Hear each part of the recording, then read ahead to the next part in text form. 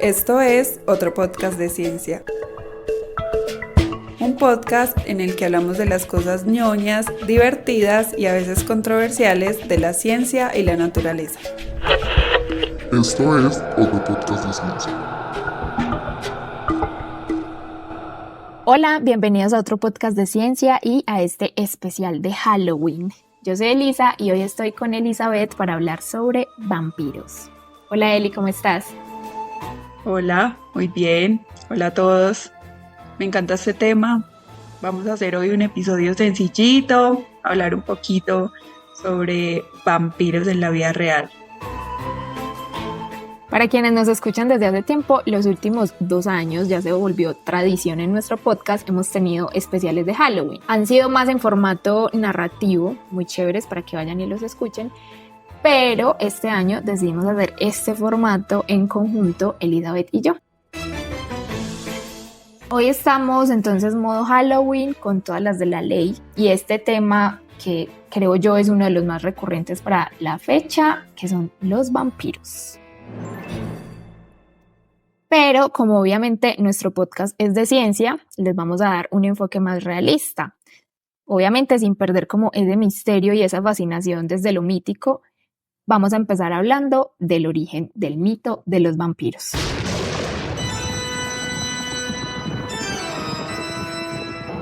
Entonces, los vampiros en su definición como más antigua o más popular, por así decirlo, se refiere a un cadáver que en la creencia popular succiona la sangre de los vivos.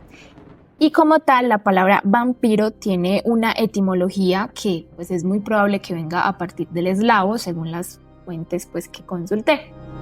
Y su significado sería literalmente chupa sangre. Y yo leí que la primera vez que se dio a conocer esta palabra como tal había sido en un informe oficial austriaco en el que de verdad se creía que algo así había pasado, o sea, como que algo había chupado la sangre. Hay una cosa muy interesante alrededor de los mitos y es que digamos que muchas de esas creencias se remontan es como a las inseguridades que tiene la humanidad, ¿no? Entonces, y a los miedos. Y una de las cosas más comunes son las enfermedades. Entonces, muchas enfermedades en realidad eran un misterio para la gente y lo que ellos creían en muchas ocasiones era que esas enfermedades venían de algo maligno. Y hubo una época en Europa, que digamos es de donde viene más que todo este mito de los vampiros, que realmente se creía que muchas enfermedades que actualmente ya tienen su nombre en realidad eran vampiros.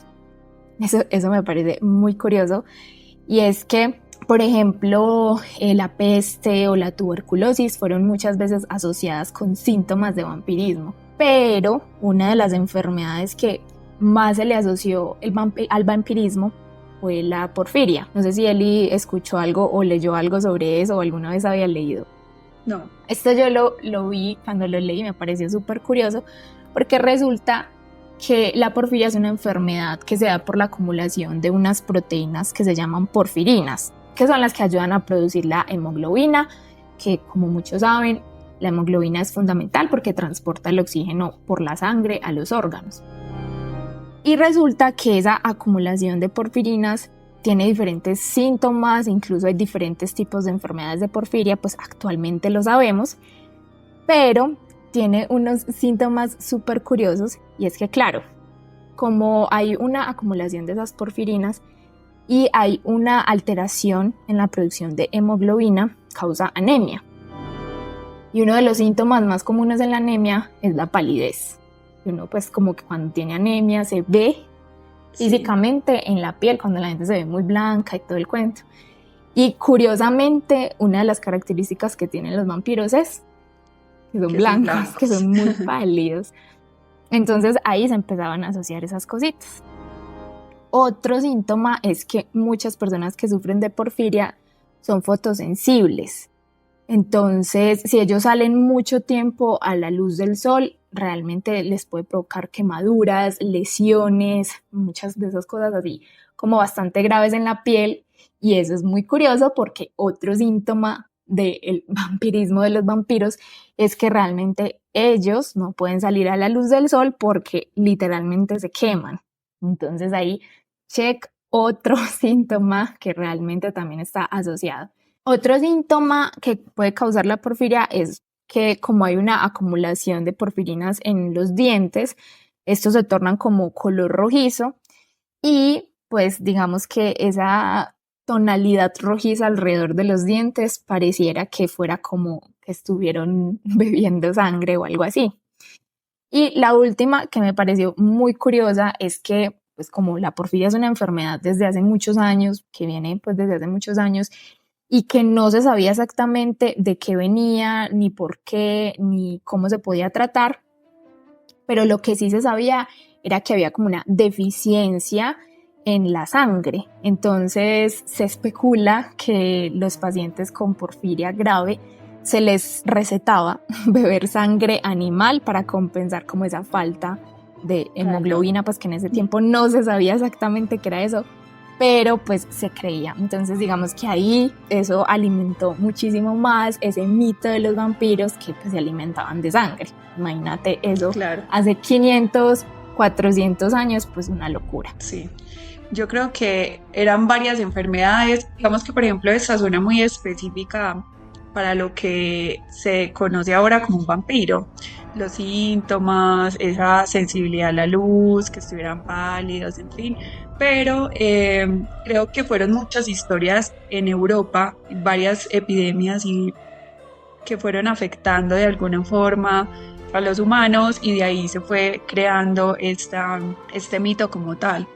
Entonces, por ejemplo, algo, además de lo que decías, por ejemplo, con la porfiria, es que con los virus, pues como estos se transmiten, las personas no sabían que esto pasaba. Entonces, lo que creían muchas veces era que el alma salía y como que de alguna forma se materializaba y llegaba donde los familiares, donde los amigos de esa persona que había muerto y pues los contagiaba de alguna forma y por eso lentamente todos iban muriendo.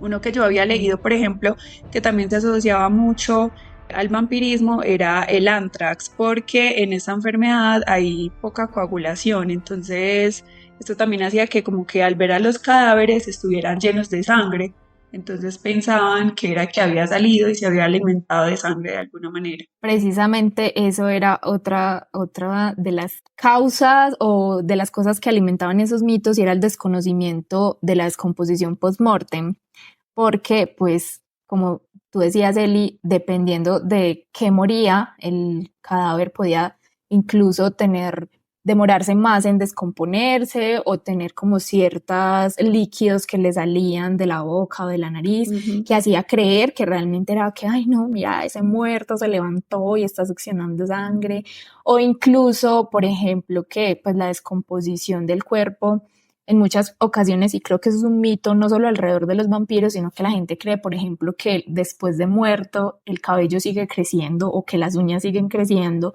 Y no es eso, sino que obviamente como hay una descomposición, el cuerpo se va enflaqueciendo, por así decirlo, y da la apariencia de que creció el pelo, crecieron las uñas o que los dientes también crecieron. Y eso también iba como alimentando esos mitos.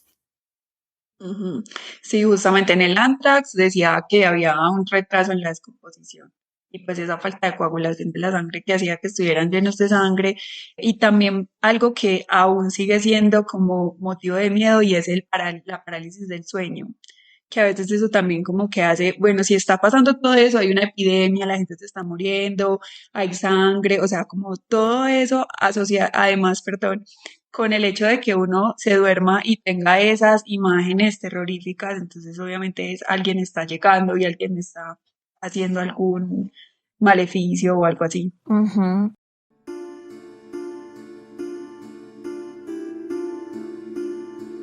También les cortaban la cabeza o los enterraban con collares, pues como que también el cadáver se le hacían ciertas cosas para que eso después no pasara. También les enterraban estacas. Sí, para que no se levantaran pues de su tumba estos muertos a hacer males por ahí. Y entonces, con respecto a lo que decía ahorita, que yo siento que fueron tantas epidemias y tantas cosas que estaban pasando en Europa que fueron dándole forma a una sola historia, porque incluso las primeras tengo entendido que ni siquiera tenían como una asociación con el consumo de la sangre como tal, sino simplemente como con comerse a alguien, o digamos que era más como que algo está pasando en un cadáver y se acerca a los vivos o incluso animales, pero al principio ni siquiera tenía que ver con la sangre. Ya poco a poco se fue asociando como con el tema de la sangre, y pues habían incluso informes oficiales que hablaban de eso que estaba pasando. Uno, por ejemplo, que leí es que un médico habló sobre algo que estaba pasando como en una comunidad, pero su papá escribió un informe como si fuera algo así, como un maleficio, como un demonio, como algo de ese tipo, pero pues la persona, el médico como tal, no había escrito algo así. Entonces como que igual esos informes iban llegando a todos lados, y hubo un momento en el que incluso en periódicos grandes se empezó a hablar de vampiros. O sea, como que, imagínate, obviamente se empezó a llegar a todos lados, y hasta en un periódico le dicen a uno que existen los vampiros, pero habían personas, digamos, más como del ámbito de la ciencia y así, que decían pues que no creían que eso fuera posible. Ya de pronto una que otra enfermedad se iba descubriendo. También leí que incluso en algunas religiones también empezaron a decir como no, esto no es real, pero pues igual ahí se estaba formando ya un mito que pasaría a la historia. Sí, yo creo que igual una época importante en la que se dejaron de un lado los mitos fue pues como la época de la Ilustración, en donde ya digamos el método científico iba tomando fuerza y se iban encontrando explicaciones como a esas catástrofes terribles que estaban ocurriendo en la humanidad, como las enfermedades, las epidemias, todo eso. Entonces digamos que de algún modo ahí la ciencia tomó un papel súper importante para que esos mitos quedaran más relegados ya a eso, a mitos, a cuentos, a historias, y no se tomaran tan en serio que en realidad no estaba pasando pues como esas cosas por esos míticos monstruos. Sí, claro, creo que lo más importante es el hecho de que se le empiece a dar una explicación a lo que está pasando. Como bueno, esta enfermedad tenía relación con esto y tiene estos síntomas, y pues por esto le da también a la familia, porque se puede contagiar y así. O sea, el hecho de ir explicando todo lo que en realidad pasa, pues también va haciendo que eso vaya quedando en el olvido. Sin embargo, en la literatura, esa historia se formó, y de alguna manera siento que los vampiros se convirtieron ya como en o sea, como un personaje específico con unas características específicas, y muchas nacieron precisamente de esas historias. Creo que la primera, como el primer cuento que se escribió fue en 1810, no estoy segura, no sé si hay uno previo, que se llama The Vampire, y ahí pues empieza a hablar como de alguien que llega pues como a alimentar de sangre. Es un cuento pues como muy de lo que encontramos ahora, y ahí se empezaron a escribir muchas historias. Yo ni siquiera sabía que eran tantas historias previas, y hay muchas muy interesantes que son de vampiresas, y que generalmente pues muchas historias, yo creo que es más que todo por Drácula, que nos quedamos muy como con el vampiro hombre. Uh-huh.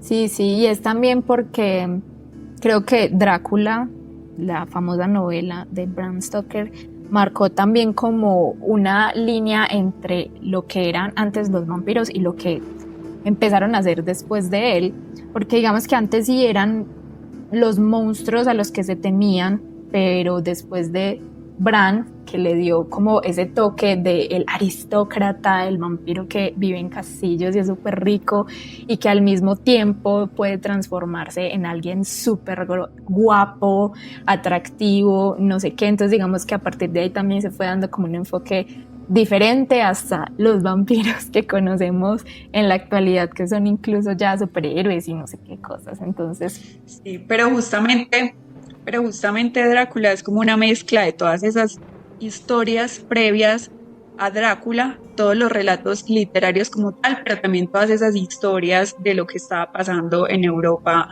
muchos años antes. uh-huh. Bueno, para terminar este tema de los mitos del vampiro y de todas esas cosas que le dieron nombre y características a los vampiros, resulta que leí que existen algunas tribus, algunos clanes en Estados Unidos que se alimentan de sangre por esa fascinación que tienen de los vampiros. Entonces como que llevaron esta fascinación, su cosplay demasiado lejos, y pues dice que lo hacen de forma ética, como que al parecer les donan la sangre.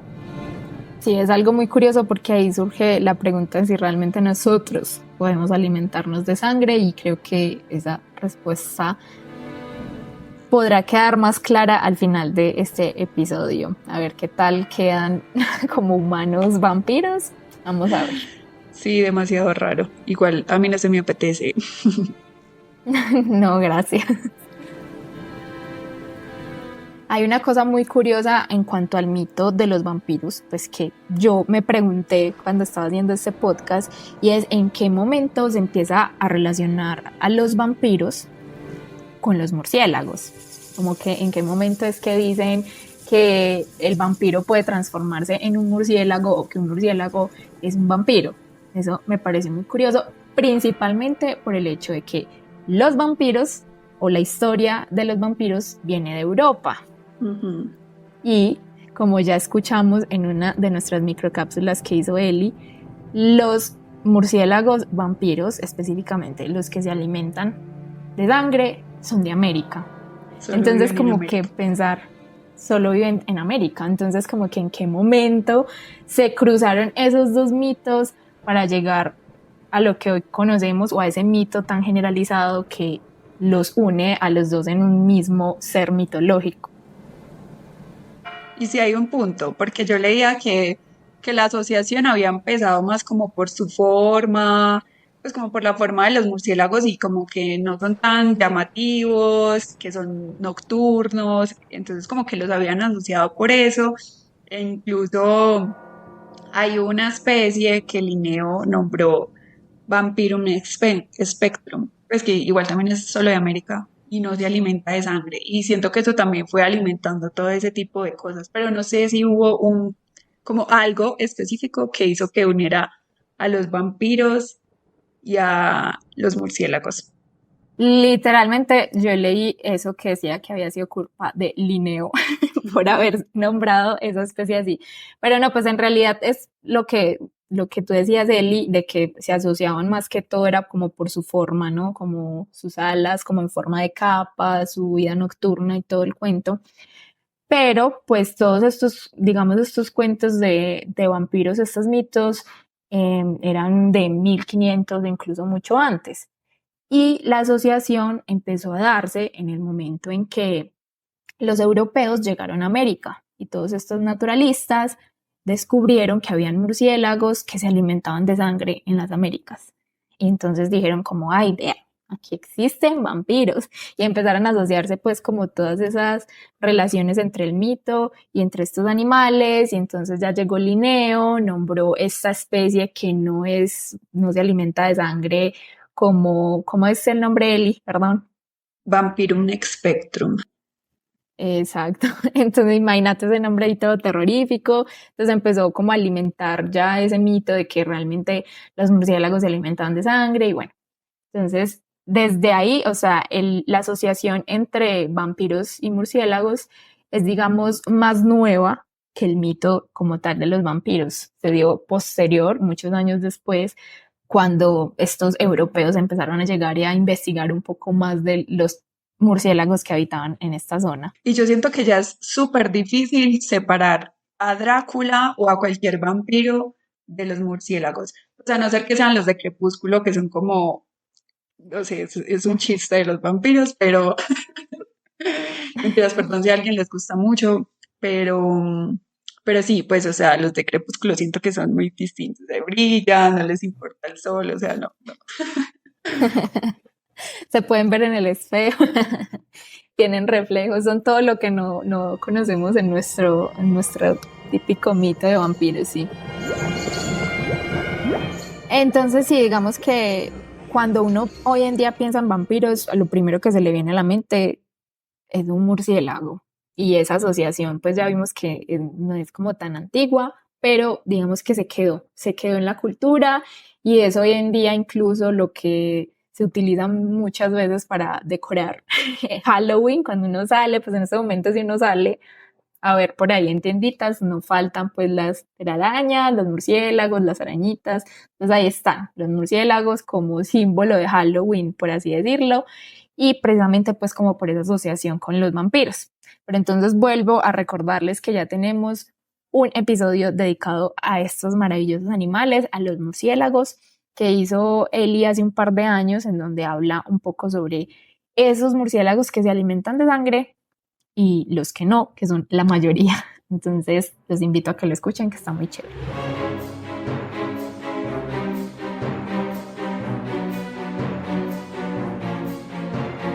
Pero bueno, volviendo al tema, aunque los murciélagos son los animales asociados al mito de los vampiros, no son los únicos animales que se alimentan de sangre. De hecho, hay toda una categoría que incluye a los animales que tienen esta dieta sanguinaria que se les denomina hematófagos. Sí, que son bastantes. Yo sé que hay unos que deben estar pensando en otros animalitos que consumen sangre. Vayan pensando por ahí, porque hay más de los que creemos. Sí, de hecho, pues hoy en día existen miles de especies que se alimentan de sangre y pues ahí surge como una pregunta importante, que es ¿por qué tantos animales evolucionarían para hacer algo como tan complicado y extraño como chupar sangre para sobrevivir?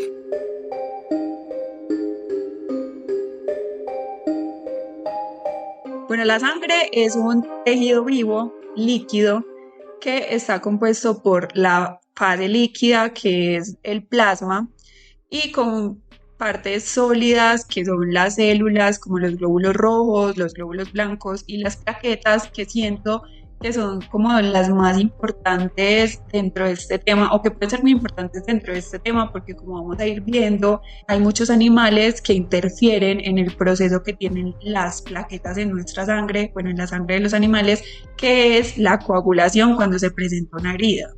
Entonces digamos que eso es como lo más, como que yo siento que es de lo más importante en la sangre dentro de este tema. Entonces, precisamente la sangre puede ser un alimento muy sabroso y nutritivo para ciertos animales porque está repleto de proteínas y lípidos.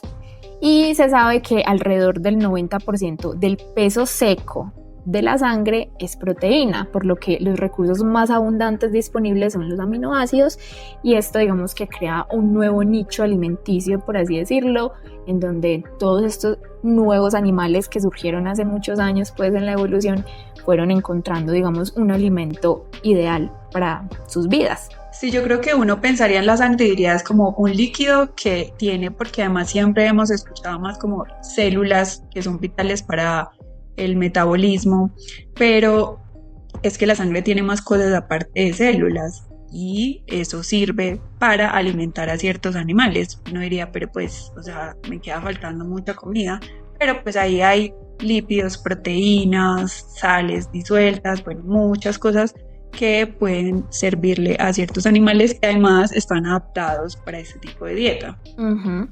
Y es algo muy curioso también dentro del fenómeno de la evolución, y es que se sabe que esta condición de hematofagia ha surgido repetidamente, independientemente en todas las ramas de la evolución, en mamíferos, como ya habíamos visto, en los murciélagos, en aves, que es algo también muy curioso porque uno piensa en un ave y realmente no lo asocia mucho a ese tipo de hábito, aunque hay digamos aves muy tesas, cazadoras, carroñeras, bebedoras de sangre, raro.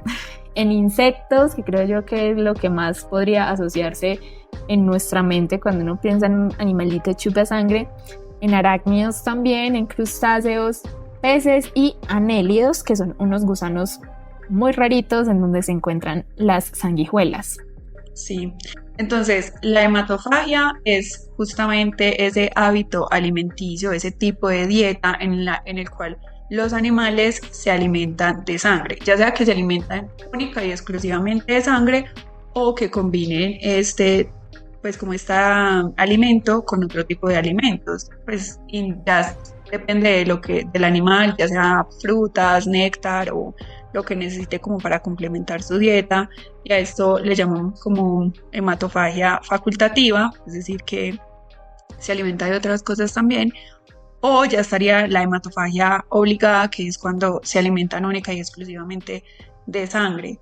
Y pues algo que me parece bastante interesante es que en este tipo de dieta, estos animales son conocidos de alguna forma como ectoparásitos, es decir, parásitos y patógenos que afectan las capas externas de la piel principalmente y que no necesariamente tienen que estar adheridos ahí siempre porque, pues, ahora que estamos hablando de este tema, pues pensamos, por ejemplo, en murciélagos y ellos no están ahí adheridos, pero hay animales que se quedan pegados todo el tiempo absorbiendo la sangre. Ajá, y no solamente en el exterior, sino también en el interior.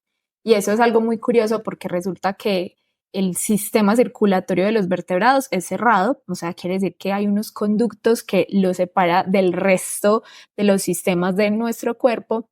Evolucionó hace más de 400 millones de años este tipo de sistema circulatorio y desde ese momento ha sido blanco de los parásitos. ¿Qué hacen los parásitos? En muchas ocasiones alimentarse de nuestra sangre. Entonces ha sido también algo como muy curioso esa coevolución que ha habido entre el sistema circulatorio de los vertebrados y al mismo tiempo ese nuevo nicho o esa oportunidad que encuentran los parásitos de colonizar por mucho tiempo y estar viviendo prácticamente en la sangre, flotando en una piscina feliz de su alimento. Ahorita que estabas hablando sobre la evolución de este tipo de dieta, que había surgido de muchas formas, o sea, ha evolucionado por diferentes caminos, en mamíferos, en aves, bueno, ya como fuimos mencionando, leía que en insectos había surgido de manera diferente al menos 6 veces y algo que mencionaban ahí, bueno, es que no se sabe a ciencia cierta y esto es algo pues que digamos no se puede responder así como es esto, pero algo que se creía, por ejemplo, es que los insectos estaban asociados de alguna manera con vertebrados. Entonces, por ejemplo, podía ser por el nido, por madrigueras, entonces los insectos estaban ahí y se alimentaban de restos de piel, de pelo, como fragmentos que se caían del animal y que de alguna forma la selección fue favoreciendo este tipo de dieta y esta asociación y así de alguna manera fueron surgiendo. Incluso había algo súper interesante y es que algunos insectos lo que hacen es que se montan como sobre el vertebrado para pasar de un nido a otro. Y así pues como que por esa asociación que tienen algunos con estos espacios. Resulta que pues, la mayoría de los hematófagos son invertebrados. En su mayoría, ahí están casi que todos los hematófagos, aunque ya sabemos y ahorita vamos a hablar un poquito más de vertebrados hematófagos, la mayoría están aquí. Pero podemos empezar hablando de los chupasangre más comunes y más molestos que también pueden ser bastante terroríficos porque algunos transmiten enfermedades que son los mosquitos. Y me encanta, o sea, a mí me encanta esta parte, es porque siento que volvemos al inicio. Es como los vampiros en sí, que son los mosquitos, transmiten esos virus que crearon esas historias. O sea, como, bueno, no necesariamente todos los virus son transmitidos por mosquitos, pues, pero muchos son transmitidos por mosquitos y tienen síntomas que pueden relacionarse pues como con enfermedades muy tenebrosas. Entonces creo que volvemos al inicio. Ajá, podríamos decir que estos sí son los verdaderos vampiros porque afectan un montón de cosas, pero es importante decir que mosquitos hay muchísimos, hay aproximadamente 3.500 especies y solo 200 son hematófagas. Y lo que se sabe es que generalmente son las hembras las que se alimentan de la sangre porque requieren, digamos, una capacidad nutricional mayor para sus huevos, ¿cierto? Entonces, digamos que muchos mosquitos se alimentan normalmente de néctar y eso. Bueno, yo quisiera hablar aquí, entrar más a detalle como con eso que acabas de decir y vuelvo al tema de la hematofagia obligada y la facultativa. Entonces, en insectos se pueden encontrar ambos tipos en general, ¿cierto? Estoy hablando en insectos en general.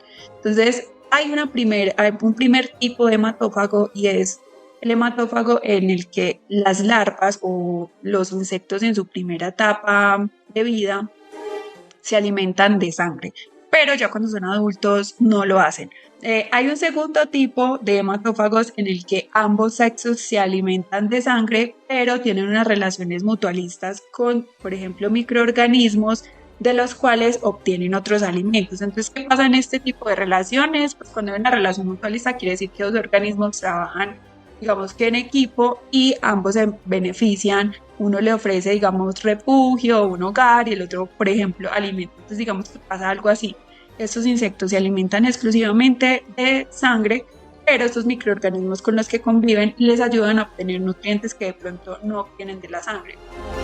Y hay un tercer tipo de hematófagos que se alimentan de sangre, pero que esta sangre es primordial para la reproducción. Entonces acá hay tres tipos también. Dentro de estos hematófagos, que es importante la reproducción, hay, digamos que tres. Y como decías, cuando decimos que son importantes para la reproducción es justamente porque son importantes para producir huevos. Pero ¿qué pasa? Como en biología esto varía mucho. Entonces, o sea, como ya sabemos en biología uno dice, depende de la especie. Entonces aquí es algo así. Sí. Entonces, muchas veces necesitan alimentarse de sangre para producir su primera tanda de huevos, pero para las otras no. O puede producir su primera tanda de huevos sin la sangre, pero de ahí en adelante necesita la sangre. O sea, esto varía mucho, pero digamos que en este caso es muy importante la sangre en este sentido. Bueno, entonces, como decía, en este tipo de hematofagia hay otros tres tipos. Entonces, en el primero, ambos sexos se alimentan de sangre. En el segundo, pues los dos se alimentan de sangre, pero utilizan otras fuentes de energía. Y en el último, solo un sexo se alimenta de sangre, pero es posible que sea macho o hembra, aunque usualmente son las hembras. Y uno de los casos más comunes es el mosquito Aedes aegypti, que es el portador del virus del dengue, de la fiebre amarilla y otras enfermedades. Entonces, bueno, es importante aclarar eso, que va a depender de la especie, entonces, cómo sea común esos métodos alimenticios en la hematofagia, ¿cierto? Y también es importante aclarar que no todas las especies hematófagas de mosquitos transmiten enfermedades, no es necesariamente algo que esté asociado. De hecho, pues para nosotros los seres humanos no son tantas especies. Aquí en los trópicos es la especie que acabo de mencionar Eli, que es Aedes aegypti, que transmite pues todas estas enfermedades tropicales como el dengue, el chikungunya, el Zika, bueno, en fin. Entonces, esos son nuestros vampiros terroríficos, el Aedes aegypti. Dentro de los insectos, hablando otra vez de insectos, hay otras especies hematófagas, pero yo quería hablar de una que me parece muy curiosa y es una polilla que es del género Calyptra. Resulta que esa es la única polilla que se alimenta de sangre, porque su aparato bucal, yo no sé si ustedes alguna vez han puesto a detallar el aparato bucal de una hermosa mariposa, una polilla, es algo muy bonito, denominado técnicamente como espiritrompa.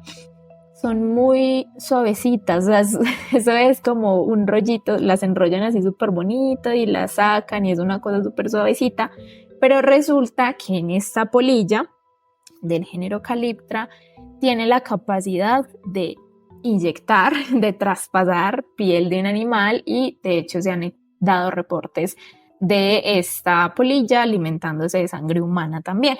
Entonces me parece muy curioso porque digamos que las polillas no están dentro de los insectos que uno pueda asociar a ese tipo de alimento, de la hematofagia. Sí, las polillas, a diferencia de las mariposas, sí son un poquito más temidas porque están asociadas a la noche, entonces muchas personas es como que se aparece una polilla es que viene la muerte y no sé qué, pero yo creo que jamás uno pensaría como esta viene a robarse mi sangre, no, sí es bastante raro. Sí, hay mitos en muchas culturas que se cree que transmiten enfermedades y ese tipo de cosas, pero la mayoría de las polillas no hacen nada de eso. De hecho, pues no encontré reportes de que esta polilla como tal transmita alguna enfermedad, aunque digamos que el hecho de que se alimente de sangre puede ocasionar ahí un intercambio de microorganismos que tal vez no sean tan deseados, pero pues sabemos que la mayoría de las polillas son inofensivas.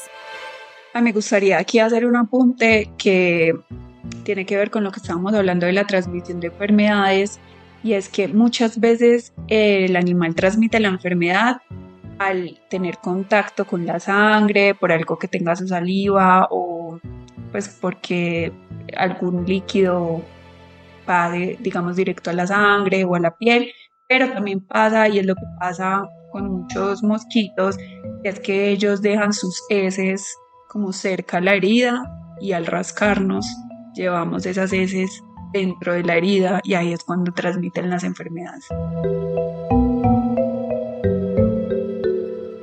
No, no, no, es que no, o sea, invertebrados, vampiros son muchos, o sea, los piojos, ¿sí? O sea, nuestros piojitos, esos piojitos que nos dan cuando estamos niños, Ajá, que son ectoparásitos. esos son vampiros que se alimentan de nuestra sangre.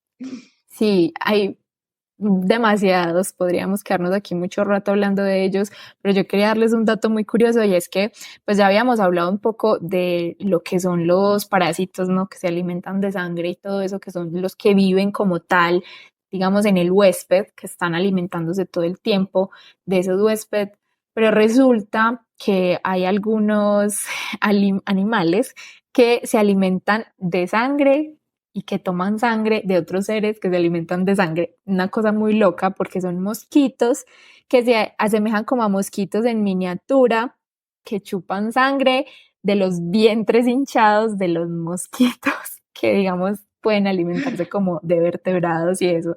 Entonces una locura porque uno creería como pues, esos mosquitos tan canzones y resulta que esos mosquitos también tienen mosquitos canzones que se les van robando esa sangre de la que ya se alimentan ellos. Es una No locura. me molesta, no me molesta porque los mosquitos son demasiado intensos y además que están ahí zumbando. Bueno, estaba leyendo que eso tenía que ver como el zumbido y todo, pero bueno, eso será en otro momento, pero son demasiado intensos y uno es como ya, y ellos ti, por todos lados. Ay, no, entonces muy bueno que también tengan quien los fastidie. El karma existe para los mosquitos. Sí. Yo creo que otro animal invertebrado muy característico que ya no pasamos de los insectos a otro grupo que son los arácnidos son las garrapatas. Las garrapatas también son un ectoparásito bastante molesto que resulta que cuando uno habla de garrapatas, ellas sí, todas son hematófagas. Las aproximadamente 850 especies que existen de garrapatas, todas son hematófagas, todas se alimentan de sangre, todas en su mayoría, mejor dicho, todas son parásitas, entonces viven en su huésped realmente.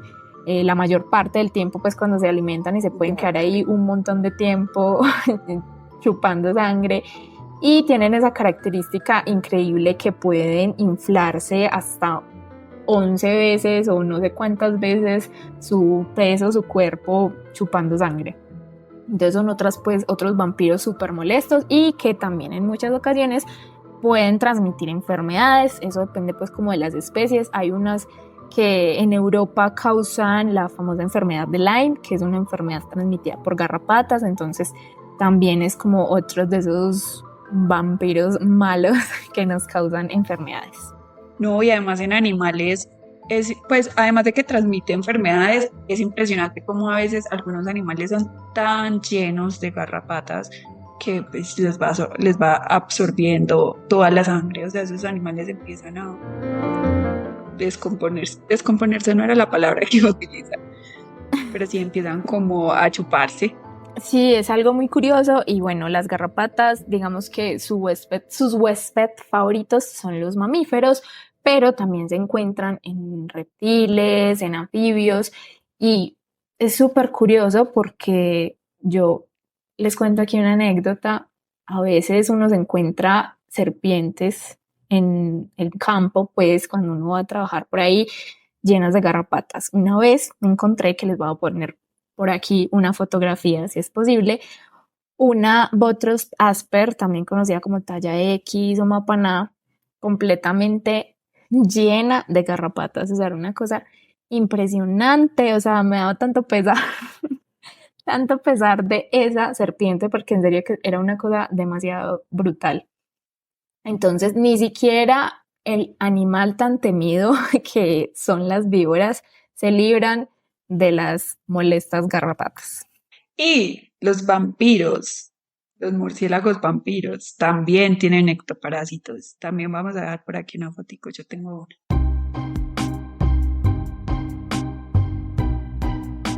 Y otro invertebrado bastante común que se asocia a el alimento de sangre, a la hematofagia, son las sanguijuelas, y también bastante temidos.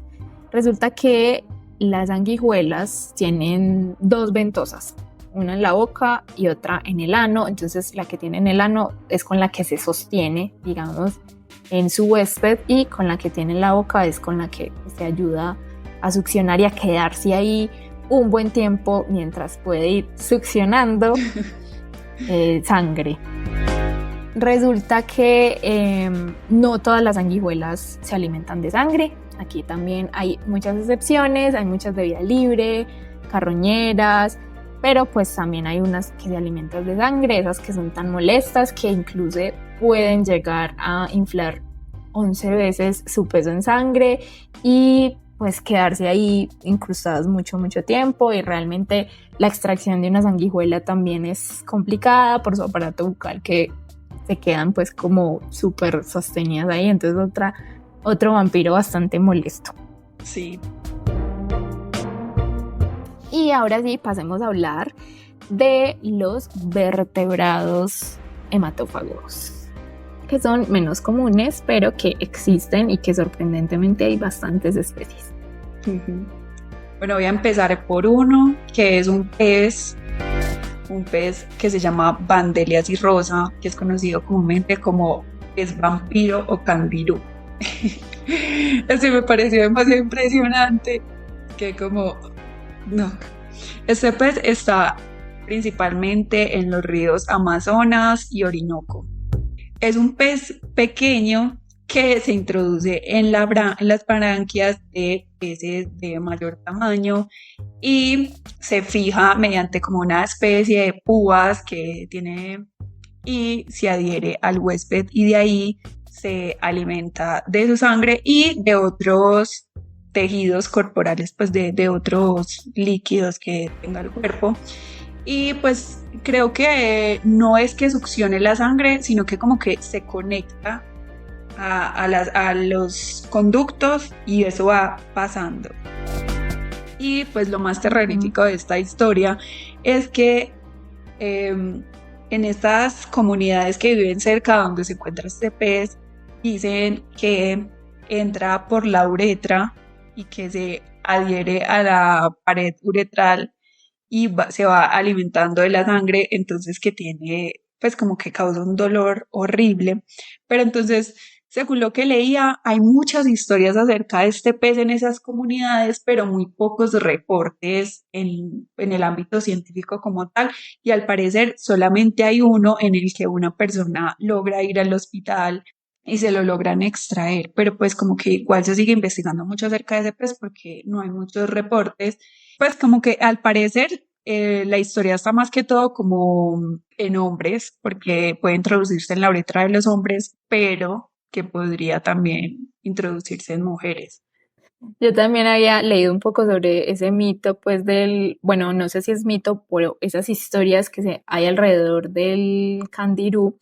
Y como decía Celi, pues no hay como muchos reportes desde la ciencia para saber realmente qué es lo que pasa o si esos reportes pues son como verdaderos. Entonces, de algún modo se ha creado como eso, como un mito alrededor del pez. Entonces, súper temido, lo llaman en el Amazonas como el pez vampiro. Entonces es como cuando usted vaya a bañarse en un río en el Amazonas, nunca orine por eso y eso. Entonces se ha creado también como un terror alrededor del pez, pero pues realmente lo que yo alcancé a leer es que no se ha podido comprobar completamente, porque incluso ese caso que está reportado tiene como sus detractores, como que hay unos que dicen que realmente no se sabe a ciencia cierta si sucedió lo que dice pues este médico que fue el que hizo el reporte. Entonces ahí hay como todavía un misterio alrededor de este pez vampiro.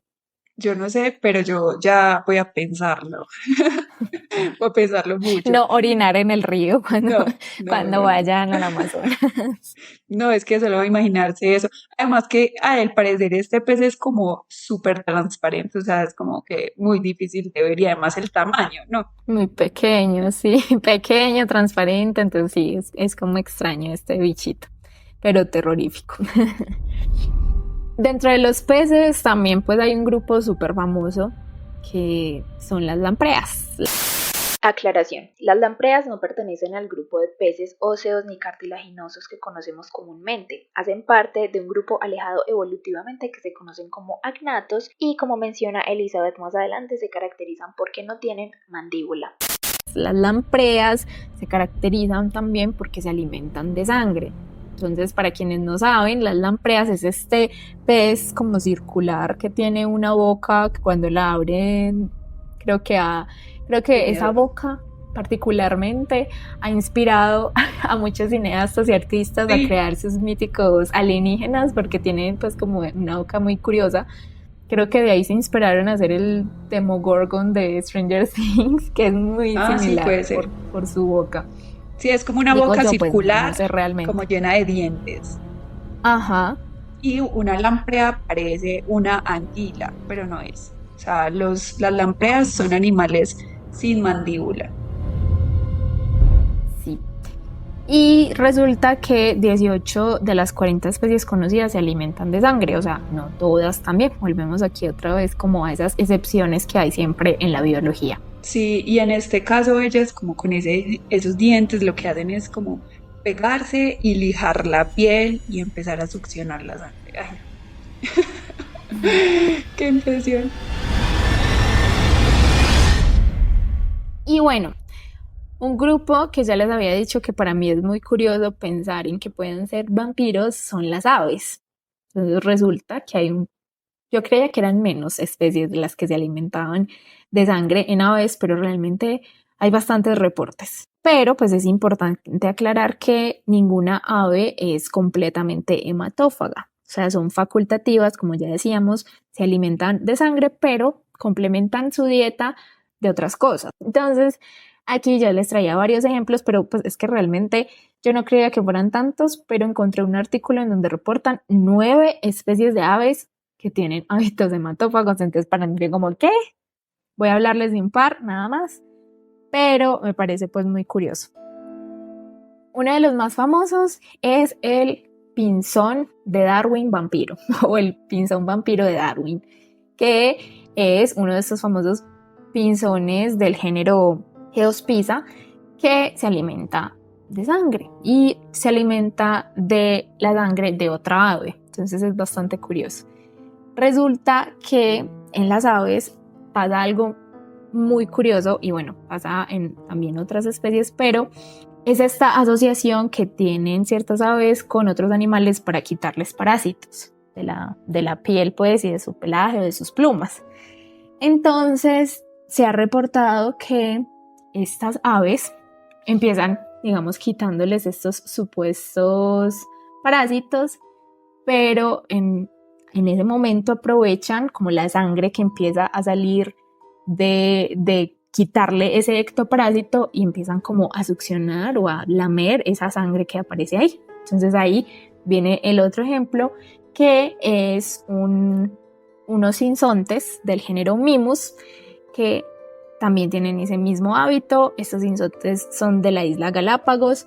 Me parece muy curioso pues que en este caso se encontró a una especie alimentándose de la sangre de una iguana y no solo por el hecho de estarle quitando parásitos, sino que literalmente empezaba a hacerle heridas para que le saliera sangre.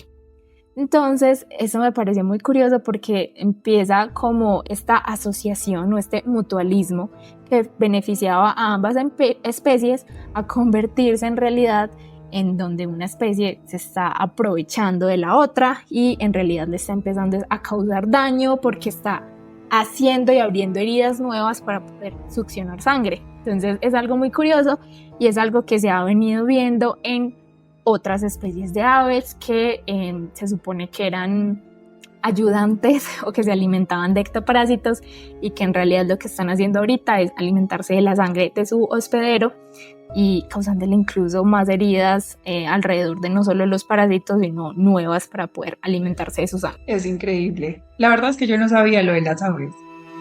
Por algo que medio habíamos conversado antes de grabar este episodio, pues yo no sabía. Me acabo de enterar. Sí, muy curioso. Me parece increíble. Sí, porque pues uno se sorprende, porque bueno, las aves tienen todo tipo de hábitats, como ya habíamos dicho, pero no imaginarse pues como un ave vampiro. No, y seamos sinceros, es que las aves creo que serían lo que menos se asocia a cuentos de terror. O sea, sí hay, como el cuervo, pero no es como que uno piense en aves y asocie ese tipo de cosas. Pues como Halloween, aparte del cuervo, no. Y siento que incluso las aves que son depredadoras no son vistas como un depredador de otra especie. O sea, no se ve a un águila, por ejemplo, de la misma forma que se ve a una serpiente. Entonces, como que uno empezará a encontrar que en aves también hay vampiros. Como, wow, no se me hubiera ocurrido. Y creo que los más top de los vampiros, de los vertebrados vampiros, obviamente los mejores de todos, son los murciélagos. Claramente. Sí, ya habíamos hablado un poquito de eso, pero pues obviamente ellos están en el top porque ellos sí son como completamente hematófagos, ¿cierto? Ellos, pues las especies que se alimentan de sangre, ellos sí no son facultativos, sino que todo el tiempo necesitan estarse alimentando y bueno, las estrategias que tienen alrededor de eso también son muy, muy impresionantes, que ya vamos a hablar un poquito de eso. Sí, bueno, entonces en murciélagos, como habíamos mencionado, hay muchísimas especies de murciélagos con muchos hábitos alimenticios, muchos tipos de dieta, pero solamente 3 especies son hematófagas. Digamos, acá no se usa tanto los nombres comunes, entonces voy a mencionarlos de modos rotundos, que es el vampiro común, es uno de los más comunes. Tenemos Yongui y Diphylla ecaudata, que esta última especie es la única que de alguna forma está especializada en un tipo de huésped. Entonces, esta especie se alimenta casi que exclusivamente de aves silvestres, mientras que las otras 2 especies sí se alimentan pues como de varias, no tienen una preferencia así pues como especializada como tiene esta última especie. Y esto es raro de estudiar, pues en realidad no es tan fácil determinar de qué se alimenta una especie, pero como en la mayoría de mamíferos se analiza mucho las heces, las excretas, eso es lo que pasa más que todo en mamíferos para estudiarlos. Entonces, en este caso de los murciélagos se utiliza esto, pero digamos que en este caso sus excretas son blandas, obviamente porque pues se alimentan de sangre, entonces son muy blandas y lo que tienen que hacer para poder saber de qué se alimentan es tomar fragmentos de ADN de estas excretas y así identificar de cuál animal se están alimentando.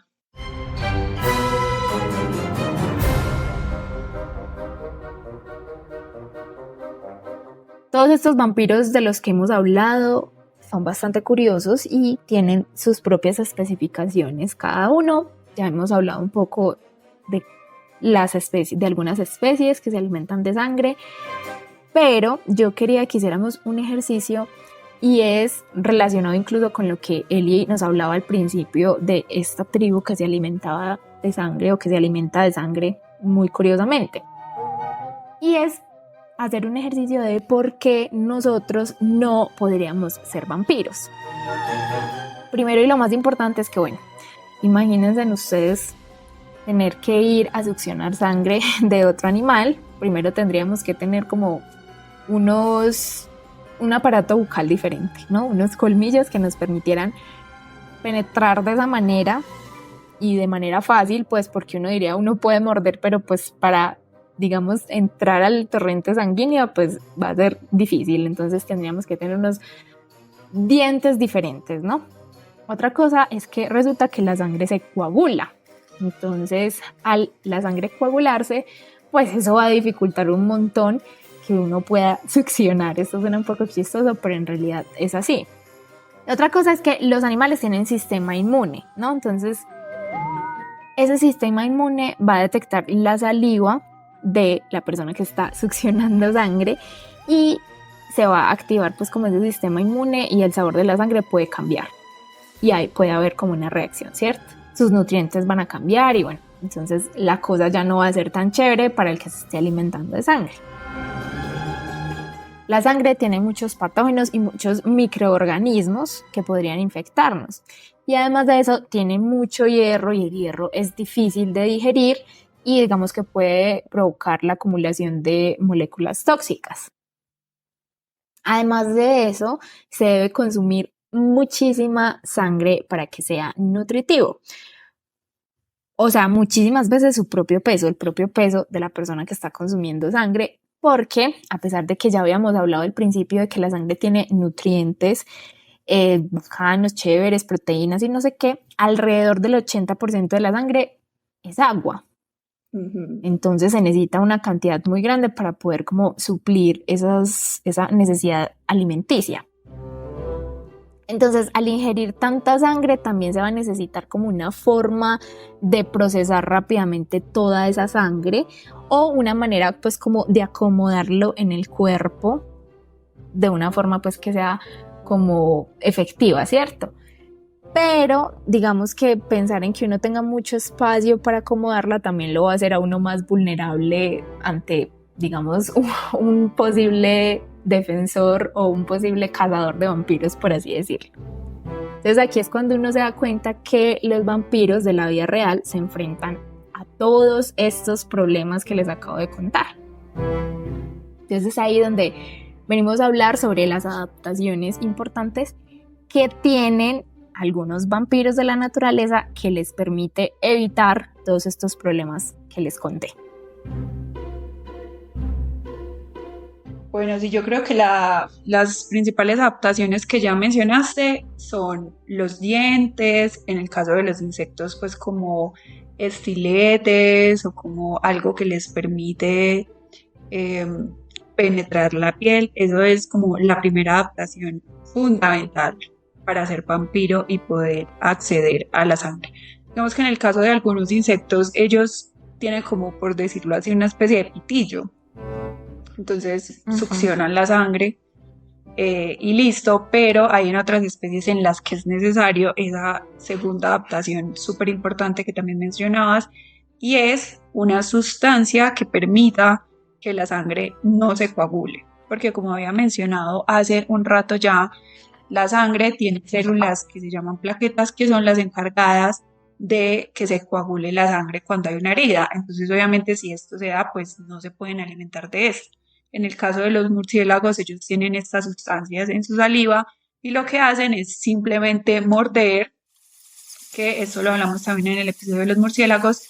Ellos muerden con sus incisivos, también tienen colmillos, son los dientes que tienen incisivos y colmillos muy puntiagudos, y gracias a su saliva pues la sangre no se coagula y ellos simplemente lamen esa sangre que empieza a chorrear la herida como tal, que eso también pasa en otras especies que tienen este tipo de sustancias y les permite poder alimentarse de la sangre. Algo de lo que estabas diciendo, que era súper importante en el tema de cómo ellos digieren este tipo de alimentos, y algo que leía es que estas especies no son capaces de almacenar grasa, como pasa en muchos animales, como por ejemplo nosotros, en animales que hibernan, que almacenan un montón de grasas para poder sobrevivir estos inviernos. Entonces estas especies no son capaces de almacenar grasa y pues tampoco se encuentra tanta grasa en la sangre. Entonces ellos no sobreviven a largos periodos de ayuno, tienen que estar comiendo constantemente, no pueden pasar más de 2 días sin comer. Otra de las adaptaciones interesantes de esto que les decía es que, por ejemplo, la saliva puede llegar a convertirse en un agente externo al cual el sistema inmune puede reaccionar. Pero resulta que las garrapatas, por ejemplo, que son estos ectoparásitos que están todo el tiempo pegados ahí, que pasan mucho tiempo pegados de su hospedero, desarrollaron unas salivas súper complejas que cambian, por así decirlo, las diferentes sustancias salivales para evadir el sistema inmunológico de sus presas. Entonces así pueden durar días e incluso semanas pegados sin que haya ningún inconveniente ahí sanguíneo que les pueda provocar que salgan o que ya no se puedan seguir alimentando. Lo otro es el tema de que tienen que eliminar constantemente toda esa agua. También por eso son muy sensibles a la deshidratación, por decirlo así, muy vulnerables. Y otra cosa es que tienen enzimas digestivas que les ayudan a procesar alimentos que son ricos en proteínas, porque como decías ahorita, la sangre es muy rica en proteínas. Aparte de eso, pues otras adaptaciones que ya les habíamos contado, por ejemplo, la capacidad de tener cuerpos muy elásticos como las garrapatas o las sanguijuelas para contener pues como esas grandes cantidades de sangre.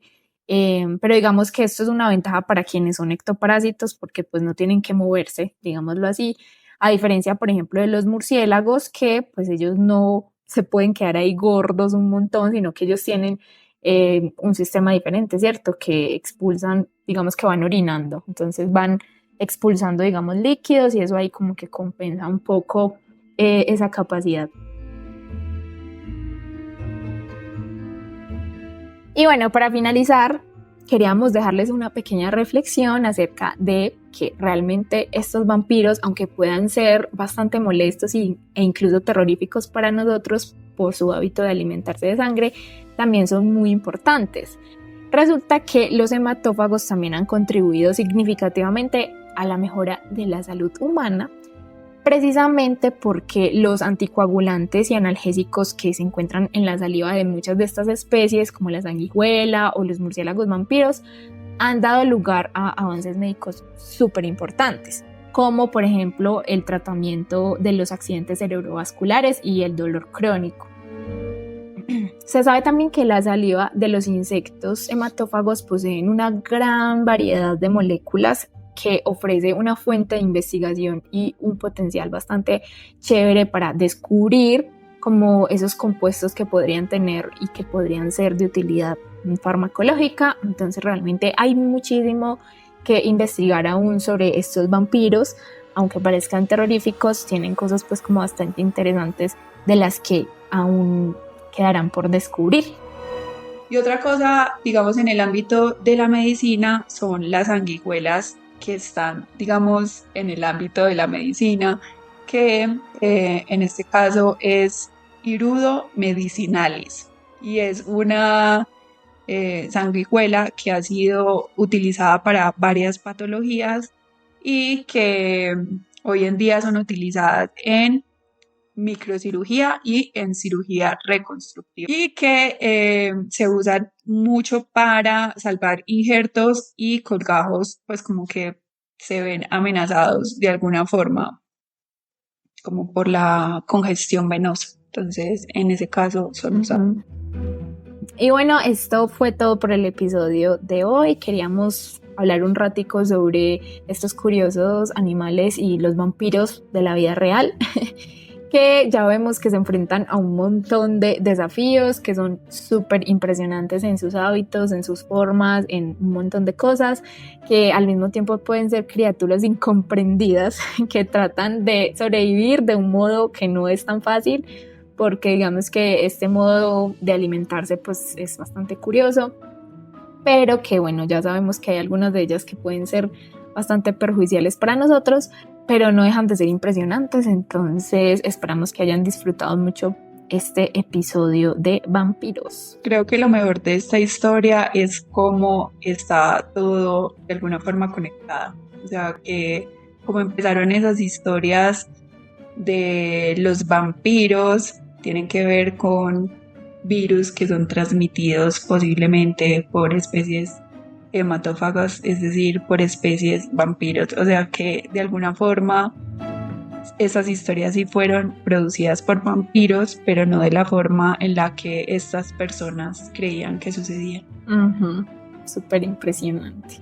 Y bueno, muchas gracias por haber llegado hasta aquí, por habernos escuchado. No olviden seguirnos en nuestras redes sociales. Estamos como @otropodcastdeciencia en Instagram, en Facebook y en Twitter, o ahora llamado X o X, no sé cómo sea ahorita.